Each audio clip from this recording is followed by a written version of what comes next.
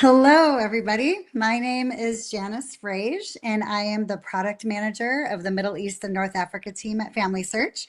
And I have John Moghannam with me today. We are so excited for today's webinar, and I can see that a lot of you are excited as well. We're already seeing a lot of comments. This is great. I'm really excited about today's webinar for a lot of reasons, but one of the main reasons is because I'm from Ramallah myself. My parents were born and raised there, and I was born and raised in Michigan.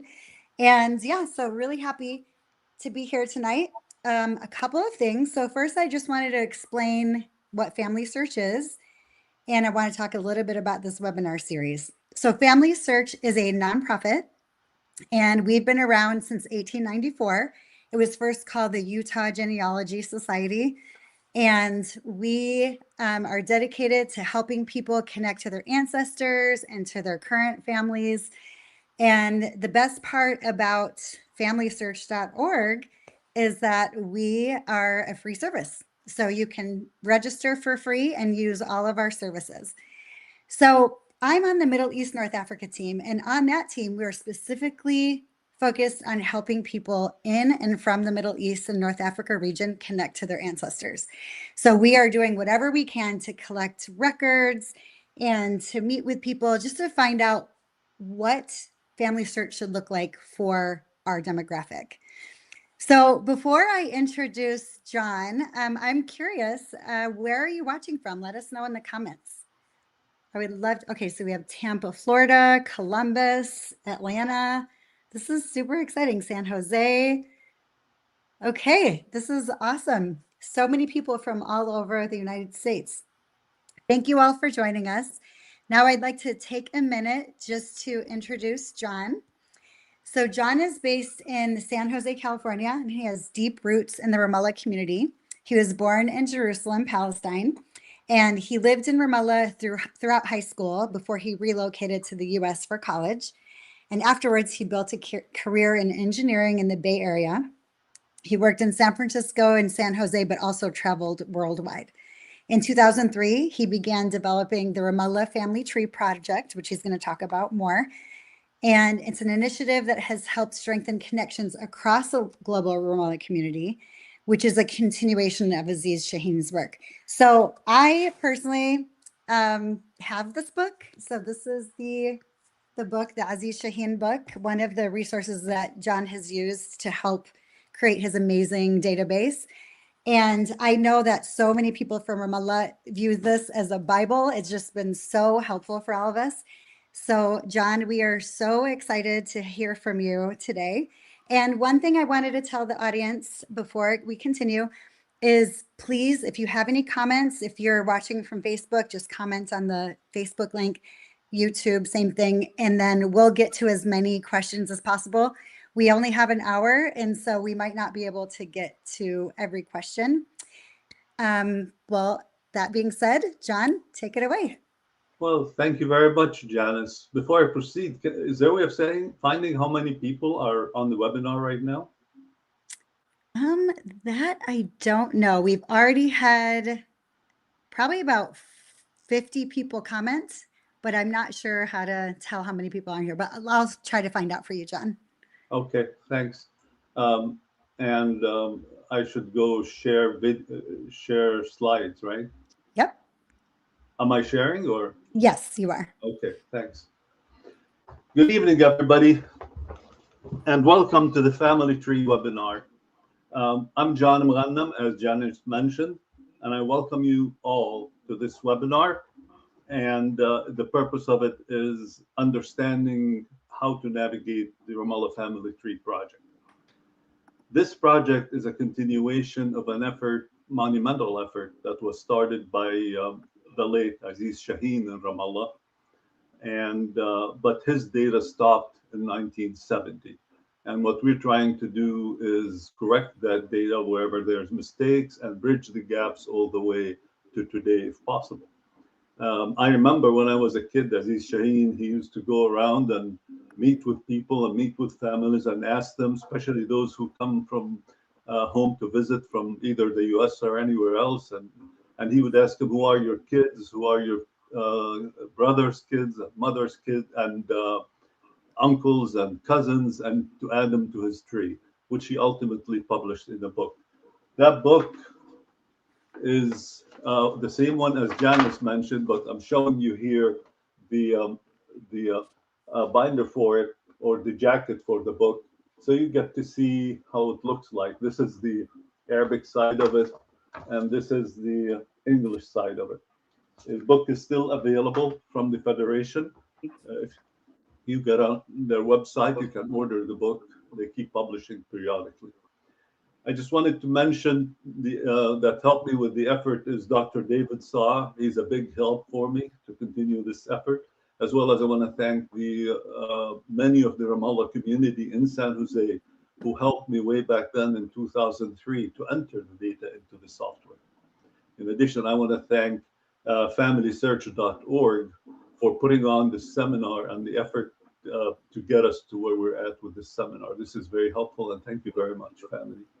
Hey, John, before you continue, I just wanted to say, I wanted to share a comment that we got from Frederick Kadora. He said, remembering Ramallah is also a good source for discovering roots. And I just love that so much. Another thing I want to mention, for those of you who might be watching who don't have roots in Ramallah, but you're just interested in Middle Eastern genealogy, we're so excited to have you. And we're hoping that at least some of the things that we share with you today can benefit you. So, okay, go ahead, John. Thank you. With this, let me go ahead and get started with the webinar here. So the goals from this session, what I was hoping to accomplish with this session for all of us is kind of give you a very, very brief glimpse of the original Ramallah clans, how they were structured, few of the renowned individuals from Ramallah, and then ultimately is how to access the Ramallah family tree and how to edit it and update it online. So I hope I'll be able to address all that today. And please feel free to ask questions. I don't want this to end up being a one-way street, me talking and you guys are listening. If you have any questions, please send it through. And Janice, as well as her team, Heidi, and will help you ask the question. I will see them in the comments and I will attempt to answer. If the time runs out, please feel free to send me or send familytree.org the comment and they will forward it to me. Thanks. So what are the origins of Ramallah? Believe it or not, the best I can find is that the word Ramallah appeared in a French settlement history book for historian Ray at about 1200 AD. Now, I'm not sure whether Ray is of his first name or last name. I'm guessing it's his last name, but this is how he was referenced. I imagine, that was a different Ramallah than the one we're talking about now. The majority of the Ramallah people, the original Ramallah people, descended from Rashid al-Haddadi or Haddad. The information we have, starting about 1550. And then descendants of Rashid are the ones that are included in this Ramallah tree that I'll be talking about today. By the way, for those of you who don't know, al-Haddadin means blacksmiths. Haddad is singular, or blacksmith. And the reason being is that was his profession where he was working. He was a blacksmith. That doesn't mean all his family were, but he was. Rashid originally was from the Ghassanite family, the Ghassanite tribe, which is a very large tribe that was in the Levant. The Levant is Palestine, Jordan, Lebanon, Syria, and Iraq. These are the areas that are considered part of the Levant. And he was actually, or the Ghassanites were assigned by the Roman Emperor to be the protectors of the Eastern Roman Empire, so to speak, at that time. So it was a very respected, to be proud of tribe. He lived in, Rashid lived in al-Karaki at the time in East Jordan. But because of crop failures, plus poor socioeconomic conditions, he was forced to migrate out of Jordan and into Palestine. Now, for brevity, he jumped around between, he first went to Bethlehem, then he went to Hebron, to Khalil, and after that, he was welcomed by the clans in El Bire, and they offered him to settle in the mountains near El Bire, which is now Ramallah, because all the mountains there were full of trees, which he can use for his trade, the blacksmithing. So, John, we did get a question that I would love you to address.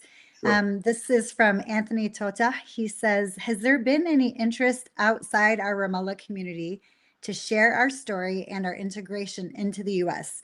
Movies, books, speaking engagements, etc. Well, I do get a lot of requests. I think this webinar here is the first time I was asked from organizations at large to actually present our story, and I'm hoping that it'll be more of those that after they see this, will get the opportunity to do that. There's another organization with the acronym of NASAB, which is tries to deal with the genealogy of all Middle Easterners, and they asked me at one point to present to them. But I do present in in most of the Federation conventions. Last time it was in San Francisco, and I will be doing the same in Houston this year too. But beyond that, it's been only individual effort. Okay. Wonderful. Thanks.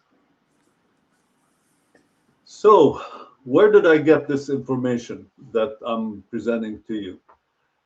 The grandfather of Ramallah history is Yusuf Julius Kaddoura. He was an educator in Ramallah in the 40s and 50s, and he wrote a book about the history of Ramallah, because before that it was all oral history. He took it upon himself to take that history and write it in a book, which turned out to be an excellent book. It gives you a very good idea of where we started, where we came from, where the clans are, and so on. The book that I relied on in developing this information, again, it's Aziz Shaheen's book, the one I showed you the jacket for, and it was the start of it. Although it says it was published here in 1982, but the data actually dates back to the early 70s. A lot of the information, in fact, most of the information also came from the Greek Orthodox and the Roman Catholic churches, based on their data, records, births, baptism, and deaths. And it was researched primarily by Dr. Nassif Shaheen, which is the next book on the list there. He, I lost you there? Nope, okay. Nope, you're still here. It's, yeah, it's the next one down here. He did the pictorial history of Ramallah. And although that book was primarily old photos of Ramallah, but in the beginning of it, there is a very clear treatment of proving where the Ramallah people migrated from and how they came about. And he went through the archives from the churches as well as the Ottoman archives in Istanbul to figure all that. He did a monumental effort there. Also, he did the second part 2 of pictorial history of Ramallah, which also had some of the history too. The issue related to the Arabic tribes and the Ghasanides and on, I found those in books that I found in my travels to Saudi Arabia. So I bought those books and I used them to develop the relationship there. And there's too many of them to enumerate here. John, we have a few questions. Okay. John Rukab asks, didn't Rashid live in Shobek, Jordan also? Well, it's that's a very good question. I have stories that he lived in Shobek, and I have stories that he lived in El Karak. But these two places are so close that some people call it Shobek and some places called it El Karak. He probably was somewhere in between, is my guess. Because, they're nomads in those days, and they used to go around and spread out as much as they can. So it depends on who the writer is. I hope this helps. Okay, wonderful. You can continue. So, how did we start the Ramallah Family Tree Project? We started it, I got involved with it in 2003, when a lot of the people were asking before then as to how do we know our genealogy? How do we know who we are? We're not in the book, and how do we find out? So we decided to start with Aziz Shaheen's book and update it to today. And the whole idea is to help the new generation understand their ancestry. We would like people to know where they came from and to maintain their connections to Ramallah and the homeland in Palestine, obviously. We want them to know and be proud of themselves being Palestinians from Ramallah. Uh, an added goal is to establish a database, a searchable database for all Ramallah descendants, regardless where they reside. When we talk now, I mean, I have people reach out to me from all over the world. I have people, in addition to obviously Palestine, of course, the majority of Ramallah people are in the US, but many from Jordan, Austria, Netherlands, Australia, New Zealand, multiple countries in South America, Peru, Chile, Mexico, and Brazil. They all reach out to me and asking questions and adding information. And if I have time here, I'll tell you some stories about that too, depending on how we're doing. I hope you're keeping check on me with the time. Yes, yeah, we're doing great. So, John, before you leave the slide, I just wanted to say this has been such a blessing for so many people, including myself. Part of the difficulty, so when I first saw this book for the first time, you all see that there's, English on the side, but most of the book is actually written in Arabic. And I didn't know how to read Arabic at the time. Now I do. I learned in college, but I didn't know at first. And so I was very intimidated by this book. And so the fact that you have gone through so many efforts to translate and update, that's just been so incredible for those of us that are really interested in connecting to our Palestinian roots. The other thing that I love about what you're doing is that, like you mentioned, there are some mistakes. There are some things that need to be updated. So, for example, my mom has 6 sisters, but in this Aziz Shaheen book, it shows that she has 7 sisters, that there's 8 girls altogether. So yeah, I just want to thank you again for your efforts. And also, I just wanted to say, I'm looking at all of the comments and seeing that people are so grateful. They're echoing my words. They're very grateful for what you're doing. You have quite the fan base, and people are coming in from all over. We have somebody from Tunis, from all over the United States. So again, thank you for all that you're doing for us. Thank you. I really appreciate the comments and the encouragement. It's really helpful to see that. And I know that our community, the Ramallah community, that is, are very encouraging and they're very appreciative of the effort. Yes. You asked me before, Janice, as to what made me be so interested in actually pursue this. And maybe I can answer that to you now instead. Yeah, that would be great. And I have a love of history, and I always read a lot of history. But when we started looking at the history of Ramallah and whatnot, and I learned that there is a huge gap. I wanted to reduce that gap, not only for the people of Ramallah, but it kind of made me interested for my own 3 sons, so they will know where their roots are. My kids were working here and there or in school, and they would meet other Ramallah kids in the area here in San Jose, and they will come back. Well, how are we related? Are we close? Are they first cousins? Are they? So I said, well, if this is the case with my kids, I'm willing to bet that every other parent feels the same way about his kids. So I thought this effort will be well appreciated, and thankfully it was. So this is fantastic. I really appreciate it, and I enjoy it very much. And an excellent part of my effort is meeting all the people that I meet through connections regarding the Ramallah community from all over the world, and they tell me their stories and what they're finding out. So thank you all. Thank you. You're welcome. So, John, people are asking more questions, but as I'm reading through them, I know that you're going to be answering some of them. So continue. And for those of you who are anxious to get your questions answered, they will be answered shortly. Of course. So let me move off of this slide. Now, notable individuals from Ramallah.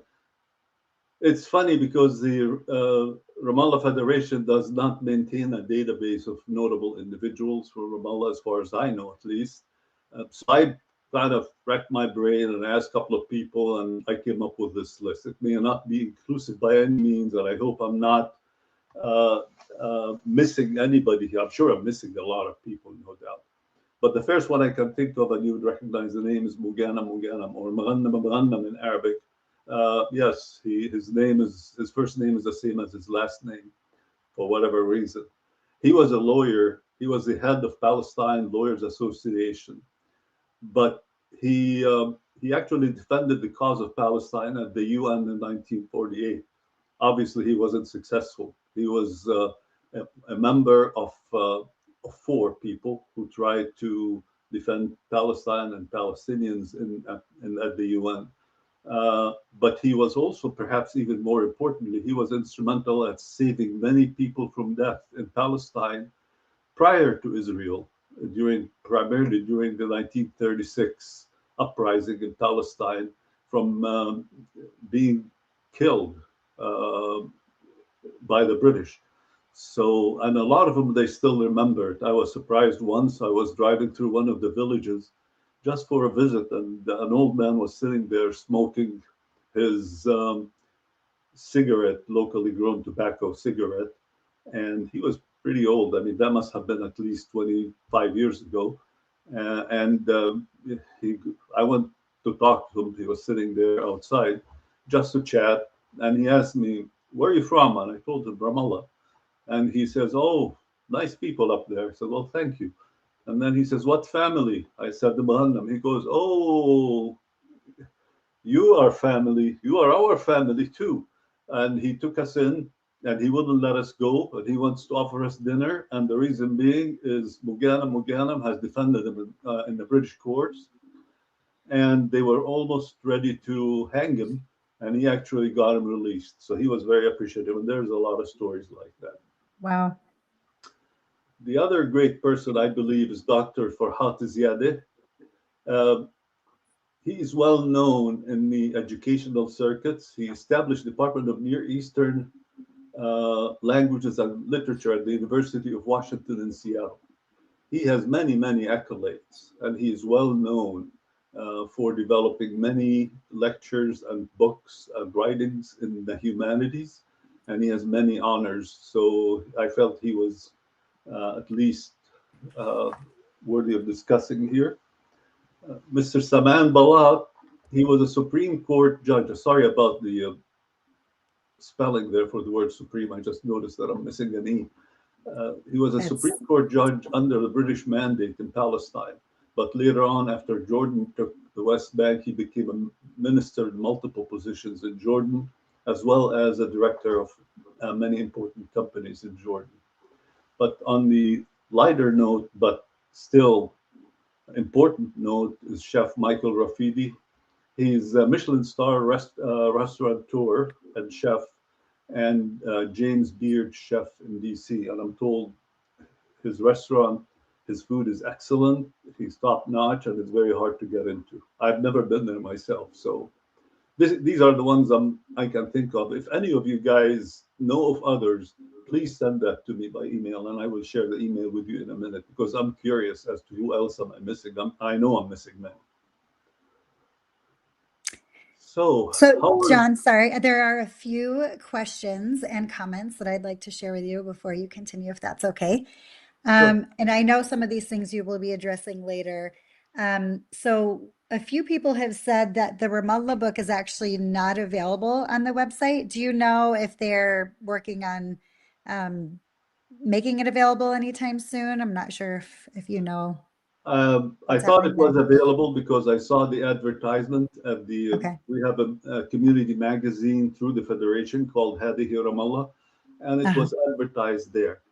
But what I suggest is send them an email and they'll tell you. But I Okay. now I'm making myself a note to actually check. There's actually somebody too that just posted, Caitlin Bata, thank you. She just posted a link, another link that people could go to access the book. So Okay, thank well, you for good. that. Also, I want to say that there is somebody joining from the Philippines. So how Wow, cool is that? I know, right? wow. That I is know. cool. Pretty Uh, amazing. who Oh, go ahead. who else is joining internationally? Is there a way of know besides the Philippines? Is there Yeah, anybody if else? you, for those of you who are joining us internationally, if you can just put in the comments where you're joining from, that would be amazing. So, a couple of other questions from this is from Murad Farah. He says, "Is there any possibility of doing a census for the Ramallah family?" That would be tough. I'm Yeah. not. I'm thinking on a lot as it is. I'm not going to be able to do a census myself, but this would be a good suggestion that I can send to the Federation, Ramallah Federation. Yes. The Federation now has a CMS website which asks people to go in and sign up. You don't have to pay anything and provide the information. And in a way, it's providing an indirect way to do census. But as far as I know, there was never a census yet. And if anybody is there on right now online from the Federation, maybe they can take this to heart and get something going.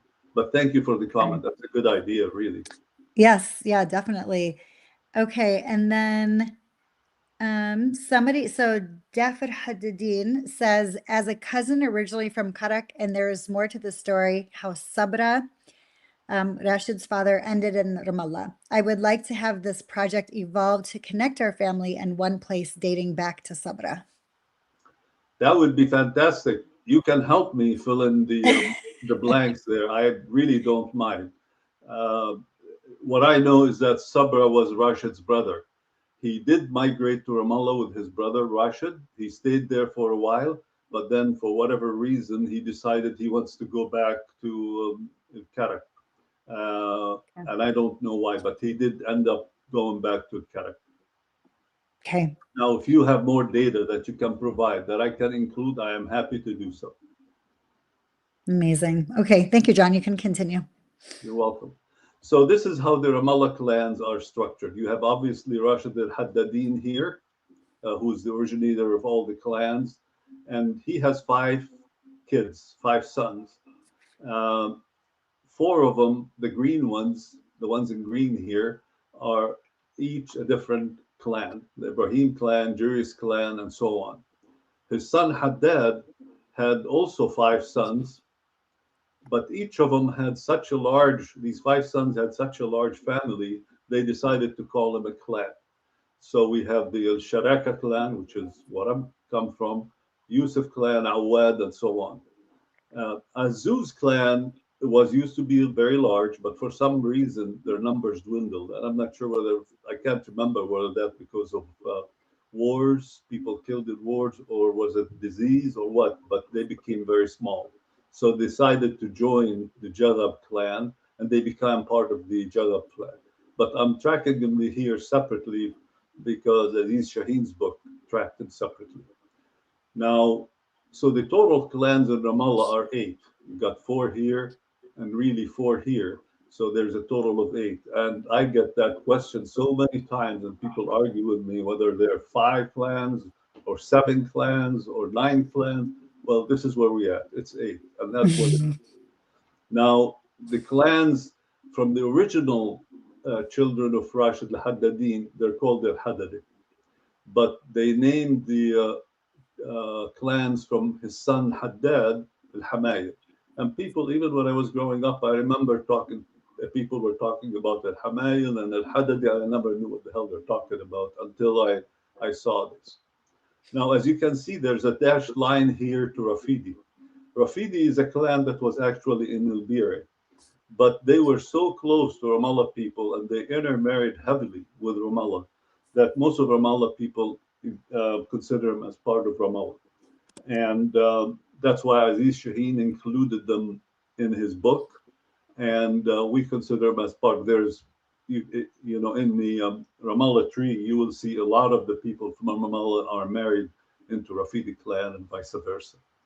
Now, for some reason, not very rarely, I get any updates from Rafidi family. So if there's anybody on this um, webinar from Rafidi family, please help me spread the word and maybe we can get updates. Okay, John.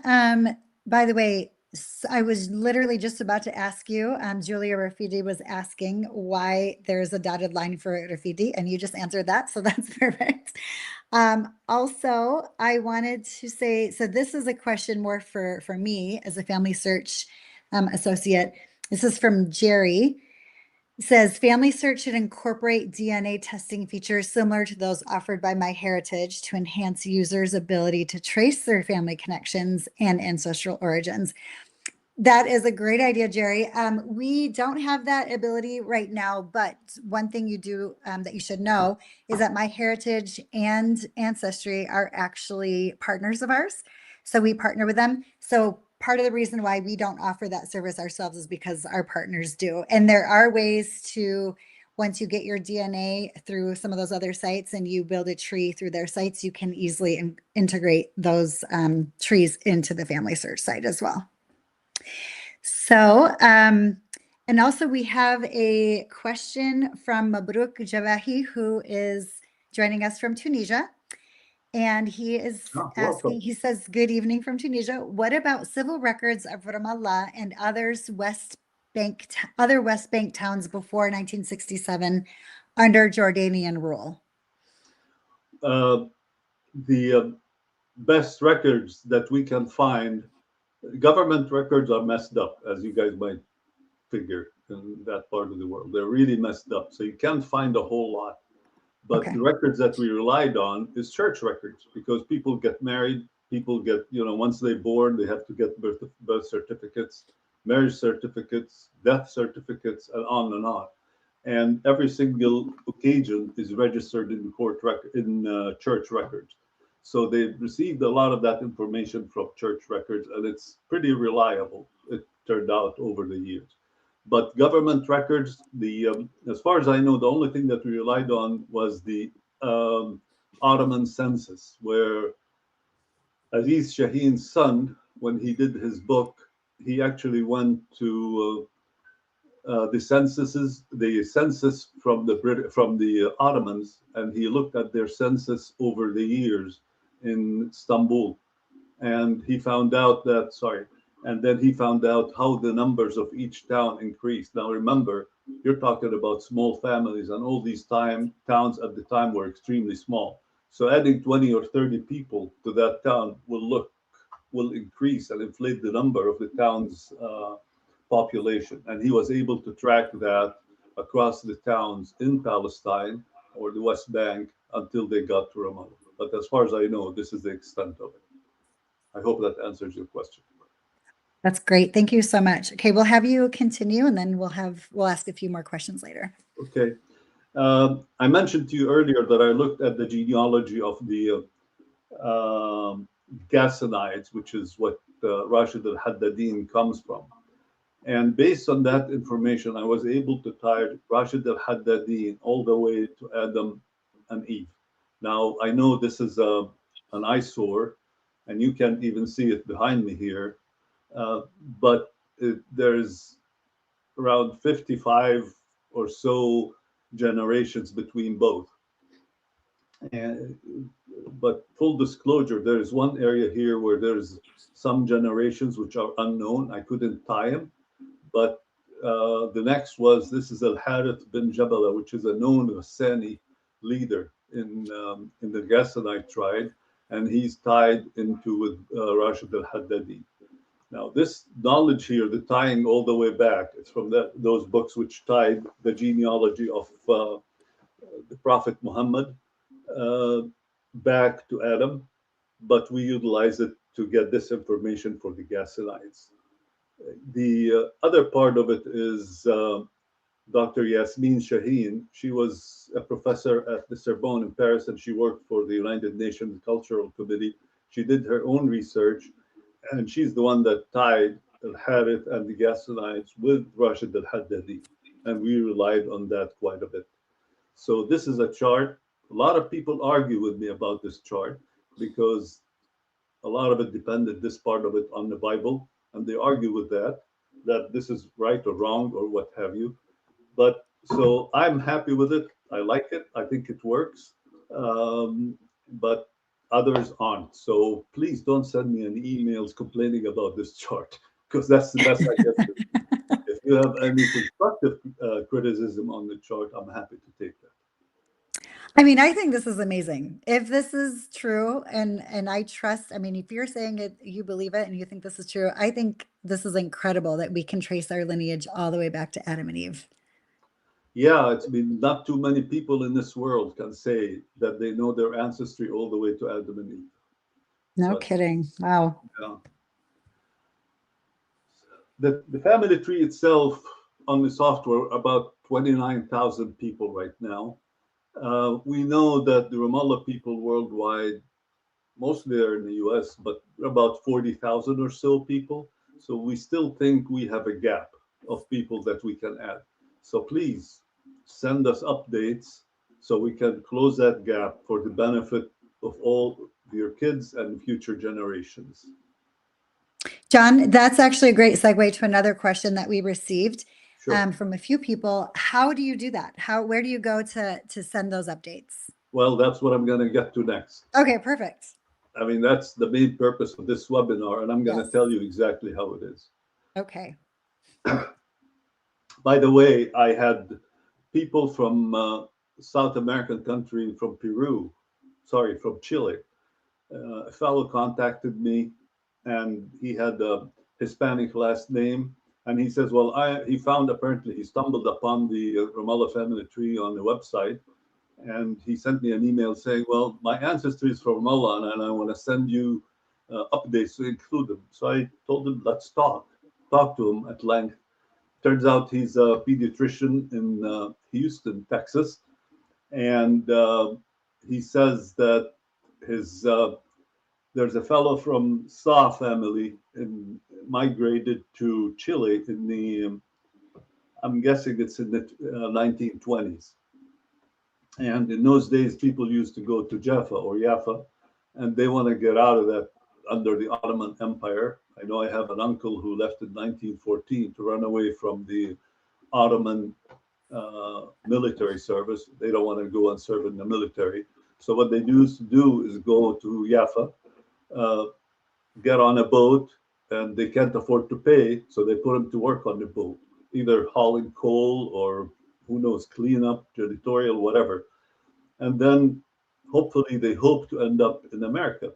Well, apparently this fellow, they told him you're in America, but it turns out it's South America instead of North America. And he Wow. settled in Chile. And after a while, he got married there and he had kids. But he also had a girlfriend on the side, and he had kids from her. And this person that contacted me, who's in Houston, was one of the kids of the girlfriend on the side. So he sent me their whole tree, and there was over 80 people in Wow. that tree.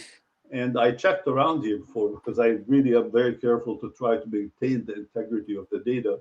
I checked around here with Sa family, and they told me yes, we we know of somebody who went, and they told me his name, and it agreed. So I added them all to the tree, just Wow.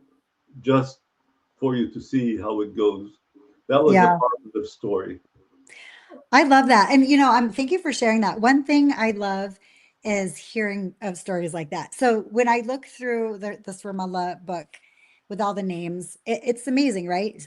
Just learning more about like when certain people were born or how many children they had and things like that. But then it's sort of limited, right? You don't have all of those additional stories. So I love that you're sharing some of these amazing stories. So thank Yeah, you for that. I actually enjoy him a lot. I Yeah. had, well, I guess I better rush here, but I want to tell one more story.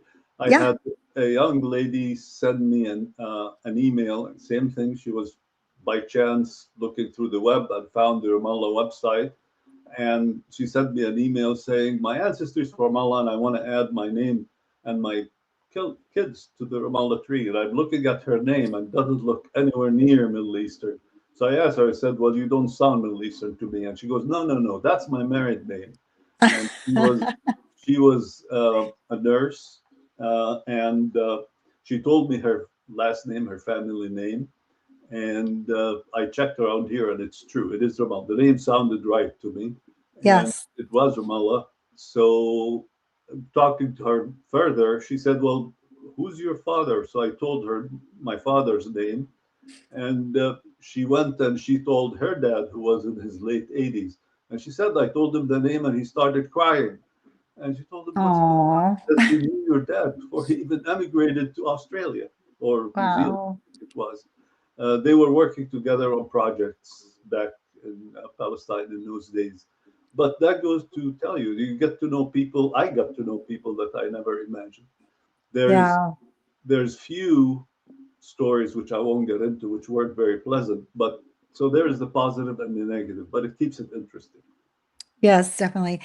Before you go on, I'm just going to address a few questions that people are Sure. asking about being able to watch this webinar later. Yes, this is all being recorded. So whatever platform you're watching this, you can go back and watch again. Also, you can go to rootstech.org.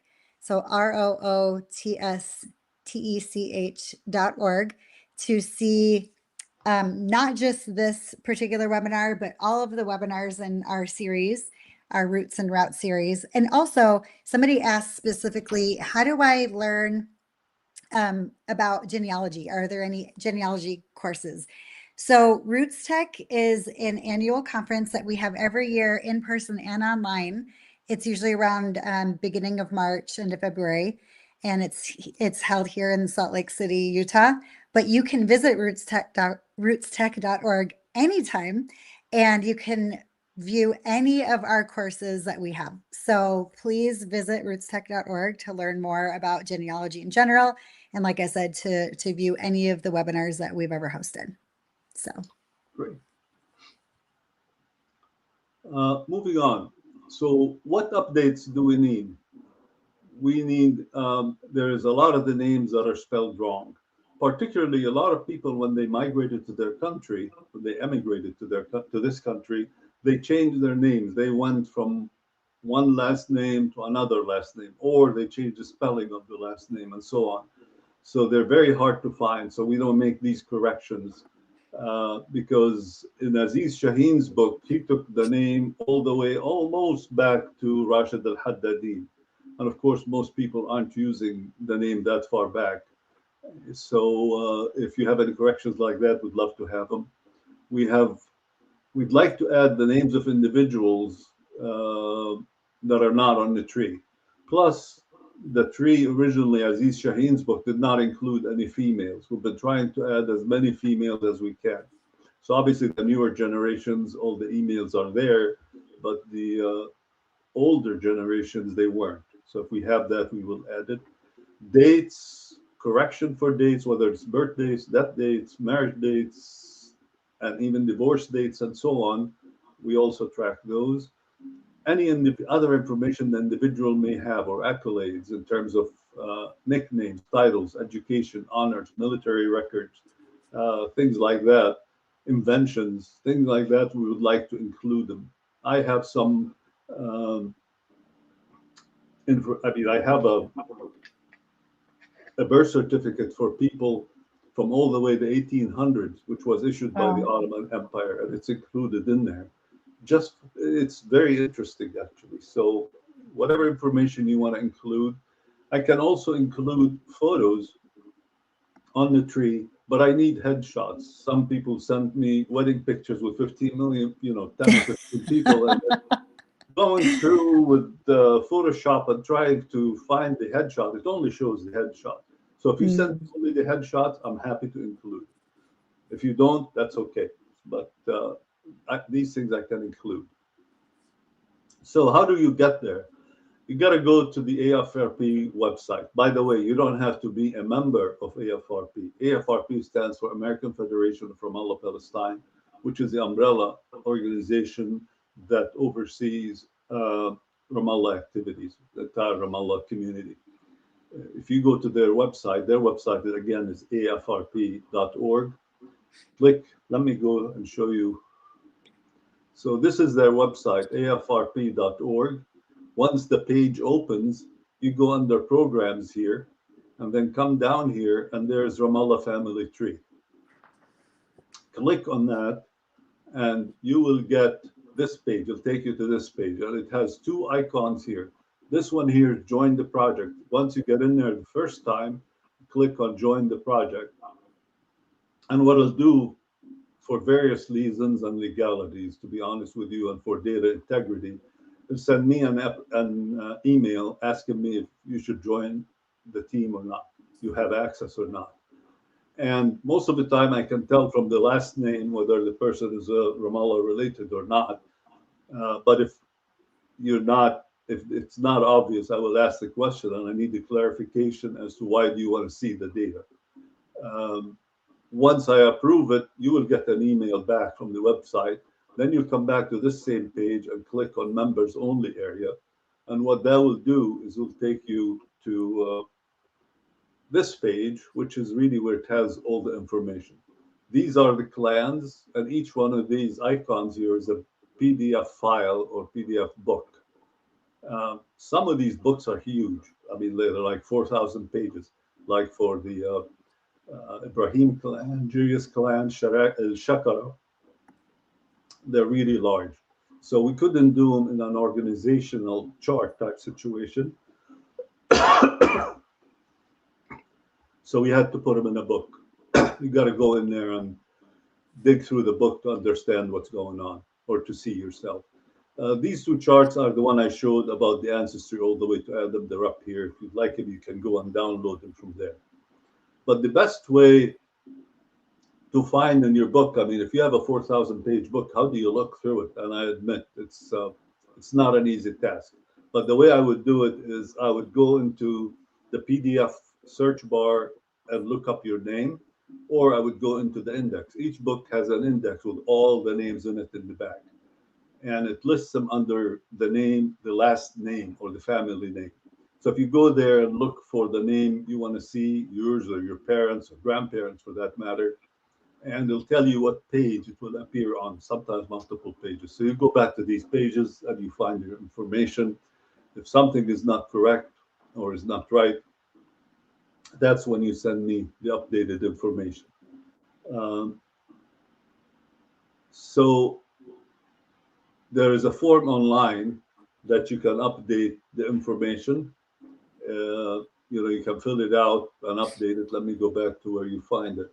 You see here, right here, that's sending updated information there. Click on it, opens up a page, you fill it out, send it, and I will get it.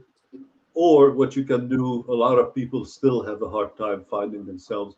If you send me the name of your parents, both of them, and grandparents, I can send you your grandparents' smaller book, smaller version of a book that you can look through and look for changes. And then you can send me the changes by email. Just email me directly. This is my email, heyjohnny@gmail. It's hey with two Y's. So it's relatively simple. And if you send me that, or if you want to ask me questions, or if you don't know what clan you're from, because finding which book to go to, you got to know which clan you're from. If you don't know which clan you're from, send me an email, and I'm happy to find out for you from other sources, the family, the clan that you're from. The other challenge that you will find is many people have changed, as I mentioned, their last name. Like many people from Hanna family, there used to be Jalab, and now here they became Hanna, or they became Salam, or they became things like that. So it's if you go and look under Salim or Hanna, you might not find them. So when you go and look for a name, you gotta see, you gotta look under multiple places to see where you find yourself. Um, Thank you, Janice, for putting the email here. Of Appreciate course. it. So if you get stuck, believe me, just email me and I'm happy to help. That's what I'm trying to do. John, I think you're going to be pretty busy after this webinar. I have a feeling a lot of our participants are That's going okay. to That's inundate my your goal. inbox. Yeah, that's my goal. I'm looking forward. I'd like to update it and have it available. We are working with the Federation now on allocating budget, hopefully, so we can update those pages and make it a little bit more friendly for people to navigate and understand. So bear with us, and we continue to improve it. If you have any other ideas of how to improve things, I'm happy to listen to. So please send them over. Wonderful. Yeah. Thanks, John. We do have a few more questions, and we have about 9 minutes left. So if you don't Okay. mind. Sure. So we have it's actually a comment, and I have something to say on this from Salim Majlouni. Salim says, in the early 1980s, while I was a graduate student at the University of Utah, I visited the Church of Jesus Christ of Latter-day Saints, Mormons Genealogical Library. It is now referred to as the Family History Library. It's actually now the Family Search Center, Family Search Library. Sorry, it's changed a few times. In those days, there was free access to their archives. There still is. The largest of its kind in the world. I was able to obtain photocopies of Ottoman records and Orthodox Church records from Palestine about members of my family. Thank you so much for sharing that, Salam. And that's actually a good segue to a record collection that I wanted to talk about. We have thousands and thousands of Palestinian census records from the Ottoman Empire. So it goes from, I can't remember the exact dates right now, but it's from the, I want to say like early to mid 1800s to the early 1900s, which is when the Ottoman Empire fell apart, if you will. And we're still working on refining the collection. There are some errors with the dates and things like that. But if you're interested, I would go to familysearch.org and do a search for those records. And you can also reach out to me directly if you're interested. My email address is Janice, JANICE .FREIJ@familysearch.org. And I will put it in the comments so that you will have that. So that is one thing I wanted to share with you. And then, John, I also want to tell you that somebody's joining us from Mexico, which is really, Wonderful. really Welcome. cool. Okay, so this is from Mary Harbsheets.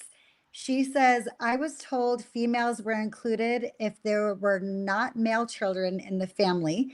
That was the case for my mother and her sister. And actually, that was the case for my mother. So my mom had, I mentioned earlier, she had 6 sisters and no brothers. And so she and all of her sisters are listed in the tree, which is pretty uncommon. Actually, that is true. If somebody did not have any sons, you will see their names, the daughters' names, but they don't go beyond one generation. Right. The text, primarily in Arabic, which talks about them, sometimes it mentions the daughters, but the focus of the book is obviously patriarchal. It's not oriented toward the woman, unfortunately. We are trying to correct that as best as we can. Okay, thank you. Another question we have is from Joe Meshny. He says, I haven't seen the convention full agenda, but are you doing a 1-hour seminar at the convention like you did last year? Well, thank you for bringing that up, Joe. I appreciate it because, yes, the answer to that, I'll be doing it in Houston, and you'll be seeing pretty much kind of sort of the same thing I'm having here.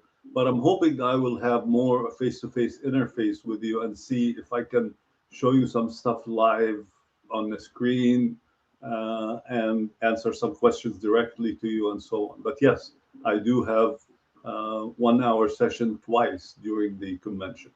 And where's the convention going to be held this year? Houston. Houston. Okay. Houston. Okay. Yes. Great. And then we have let's see, from Victor Mislah. He is asking, are there any Bahu families from Ramallah that may have migrated to Lebanon? From my knowledge, the Beho family is from Lud or Jaffa, not from Ramallah. There is many of them in Ramallah, living in Ramallah after the migration in 1948. And many of the Ramallah people married into Beho family. I'm not aware of any of them that migrated into Lebanon, as far as I know. What I know that there's a Ma'luf family, if you heard of them, in Lebanon, and we are related to them. And they are from Ramallah, who migrated many, many years. And they're still there. I didn't know that. Yeah, and they're That's still great. there in Lebanon. So, Okay. but not Behu. I'm not aware of a Behu. There might Okay. be. I'm not saying they're not. I'm not aware of. Okay. And we also have a comments from Julia Rafidi. She says, for anyone from Ramallah families, you are welcome to submit photos and documents to AFRP's Ramallah Preservation Project, RPP, at the email rppcommittee@afrp.org or on Facebook and Instagram. Thank you for sharing that, Julia. Thank you very much, Julia. That's a very good plug. I was going to mention it toward the end. There's another group, or call it a program, by the Ramallah Federation for the purpose of preserving heritage and primarily documents or photos or anything related to that. Even they have interviews with many of the older Ramallah people, audio or video, and they've been putting them up there, maintaining them. So yes, please, if you have anything, send it to them, and they will maintain it and upload it, load it on on their site. Right now, I believe they have thousands of photos. If you go there, you will see. So please do that. Okay, thank you, Julia. So then we have another question. Actually, let's see. Okay, somebody asked a question that you already addressed, Catherine Cook. How can I find the clan I descended from? And you said that you can they can email you directly if they are not sure of their clan, and you can try to help them. Correct? Right now, this is Okay. the best way.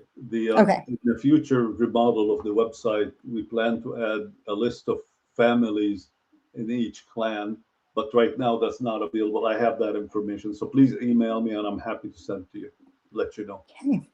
And somebody is asking when the convention is. Is that something you know off the top of your head? When I the think Joe just posted that. It's July 22nd to Okay. 26th.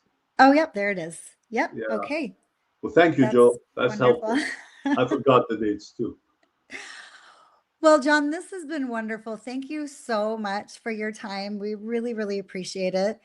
I can't even tell you how much I benefited from this. I have learned a lot, and I'm going to do a lot more research and a lot more digging now. And thank you all that attended. Again, you will be getting the links to this webinar to rewatch. And then please feel free again to come to familysearch.org to set up a free account, and also to rootstech.org to see our database of amazing free classes that you can attend. And hopefully you can come join us at Roots Tech in person next year. Thank you all so much. John, have a wonderful evening. Well, thank you. Thank you, everybody. I appreciate you joining. I hope this discussion was beneficial to you and helpful. And please send me updates, because that's the only the history alive and our connections together alive. Thank you Sorry, very much. John, I think we lost you for a second. Are you back? I'm back. Okay. For some reason, we can't hear you, but I think John was saying he was giving his gratitude and saying, Yes. please reach out to him if you need anything at all. Thank you Thank all you so very much. much. Okay. Thank you, guys. Bye.